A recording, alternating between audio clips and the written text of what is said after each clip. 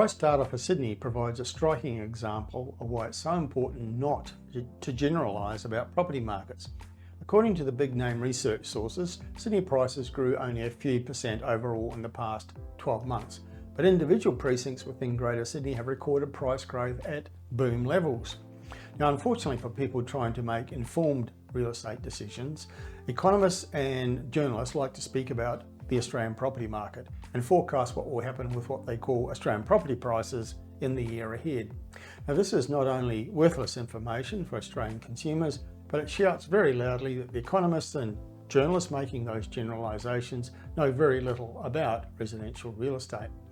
Even data about Sydney prices is misleading and next to useless because it tells us nothing about what's happening in the Northern Beaches area or the many suburbs within the Canterbury-Bankstown LGA, or out at Blacktown or Parramatta, or further west at Penrith, because some of the individual precincts within the Greater Sydney metropolitan area have booming property markets.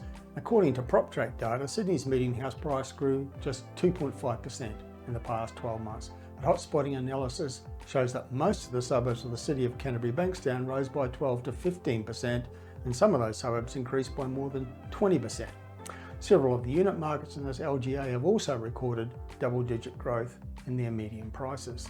And because this precinct is an outperformer within the Greater Sydney area, we've been featuring it as one of our main recommendations for Sydney over the past 12 months or so.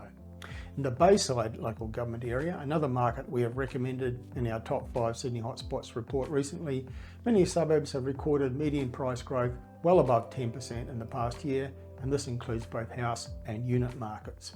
Now, it's worth remembering that more than half of all sales across Greater Sydney now are attached dwellings, units, townhouses, apartments. The market share of houses on land has been falling steadily over the past 12 to 18 months, and now attached dwellings dominate the market. Several of the unit markets in the Bayside LGA, including some that have median prices in the 700,000s, have recorded double-digit annual price growth in defiance of the average results for Greater Sydney overall. It's true also of the Inner West local government area, which is increasingly dominated by attached dwelling sales. The median house price for most suburbs is well above $2 million.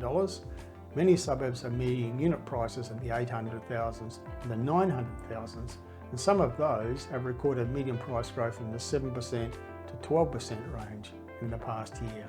And again, this is well above Sydney averages, and it highlights the key message that real estate is local in nature and that buyers should be focusing on the areas that are likely to outperform city norms. And 2025 will be no different.